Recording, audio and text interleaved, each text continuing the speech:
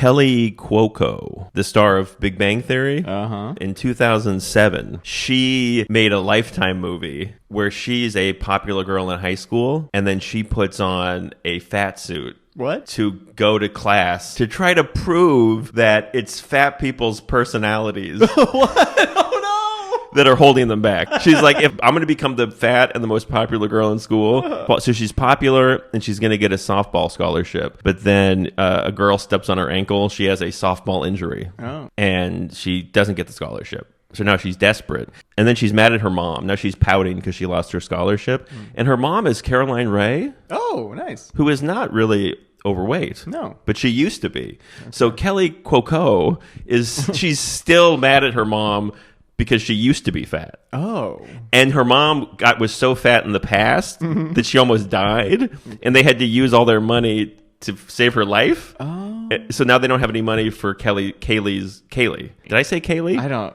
Okay, so anyway, it's Kaylee. I don't know if I said Kaylee. So Kaye Quoco. They don't have any money because her dumb mom almost died.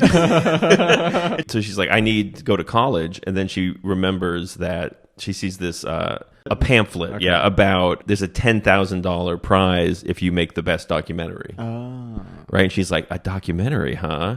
And my family's fat. And then she remembers that their next door neighbor is a world-class makeup artist and special effects artist. He comes out at the beginning in his head as an alien. Great. And she's like, special effects?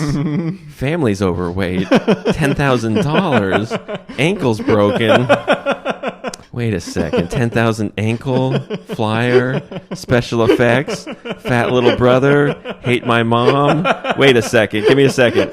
Flyer, mom, flyer, brother, alien head. Wait, no, I'm almost there. Alien head. Wait, just give me a second. Alien head, flyer, alien head, little brother, mom, little brother, flyer, alien head, mom, little brother, flyer. She's like, I'll become a prostitute. I've got it. What if that's the way they went? So then she tells her friend her plan. So her friend is stank-faced Tina Fey, who doesn't like her. She's like, we want to know what it's like to be fat, but we don't want to ask them. And she's like, so it'll be a fat person, but people will care about the experience because I'm a hot lady on the inside. Yeah. And then there's a scene where the makeup artist he's doing his thing, and then she comes out of the door and the makeup guy's like, dear God. And they're like, we're going to win the Nobel Prize for this. And does her family know she's doing this? She keeps it from her family. Okay. Then her friend is like, okay, we've got you glasses with camera in the middle to show how disgusted everyone is, to document that, because they're making a documentary. Right. And also, I'm putting a camera in your backpack so we can see how people are disgusted by your big fat ass. No! It's the ass cam. Oh no! She's got an ass cam, and then she's like, okay, cool. And then she goes on the bus, and just everyone on the bus is like, dear God. The camera, her butt camera. Everyone wait till she passes, and they look at her butt and go, ugh. Is she pretending to be a foreign exchange student? Oh, yeah. So that's true. They say, okay, high school just ended. Oh, okay. And she's like, okay, I'm going to go to summer school, which is at a different school than the one I go to. Okay. That's a good point. Yeah, so these people don't know her. Okay. So she's going to summer school. Yeah, she's got butt cam. Yeah, people. Basically, in 2007, they gave this fat lady the technology they would later put in minivans.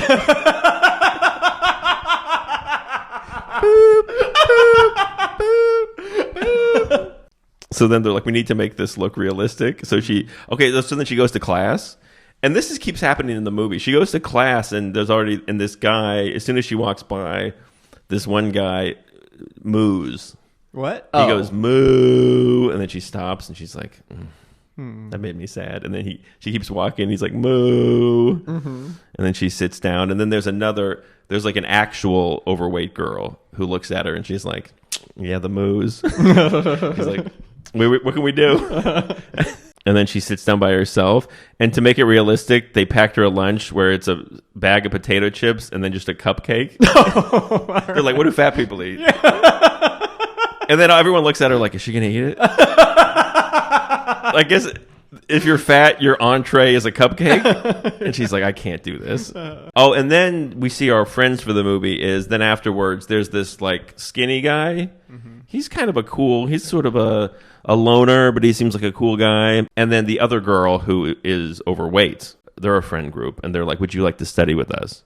Kaylee now is playing basketball with her popular friends. Then the most popular boy, he's like, you're cute, and he kisses her. So now she's in with the hot guy. Okay. And he walks her home, and they flirt.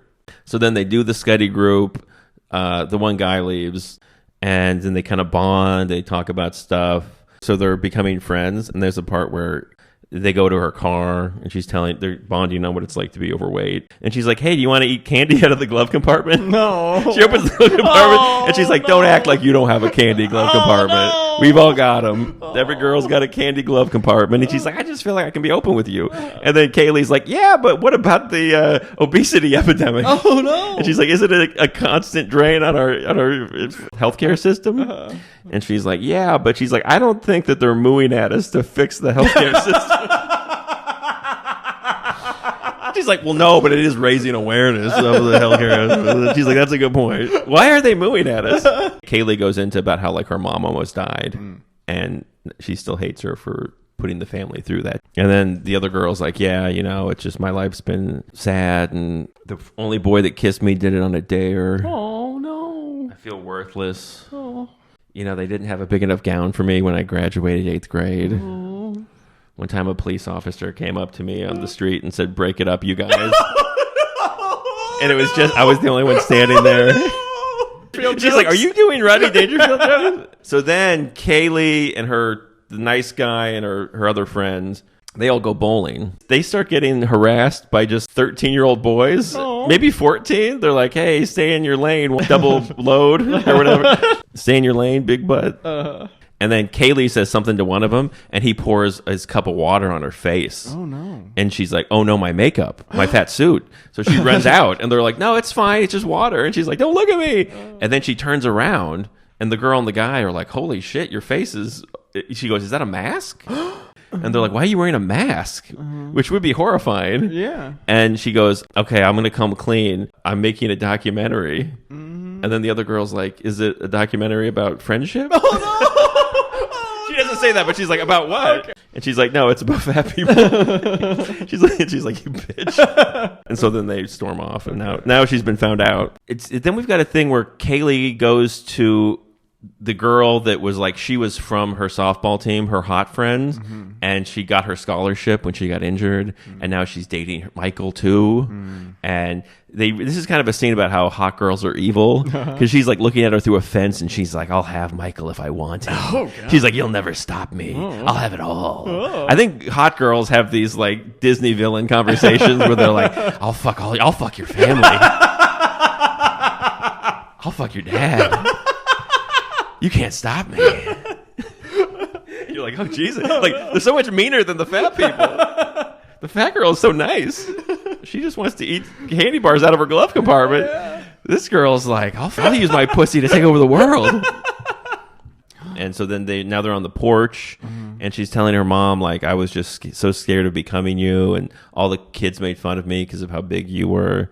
And then she's like, I don't want you to die. And then I think then the mom, I guess the compromise they come to is the mom's kind of like, okay, I'm not going to get so overweight that I might die again. But she's like, if I get just moderately fat, just shut your mouth about it. She's like, okay, compromise. I won't get motorized scooter fat. But if I just get like Louis C.K. big... like, shut your fucking mouth. Like, can we compromise? Like, I'm going to get a little fat. And she's like, okay, deal. You get the feeling that she kind of really did all this because she was afraid of who she really was. And she felt fat on the inside. But then the biologically fat people couldn't accept that that's who she was. So I think what the movie is saying is that it's okay to be fat. Yeah. And it's okay to be trans, but you cannot be a trans fat. Because those are so bad for you. Like, that's the worst thing. Like, we can't make that okay. The past was doing its best. That's the theme song. Leave them alone. Leave them alone.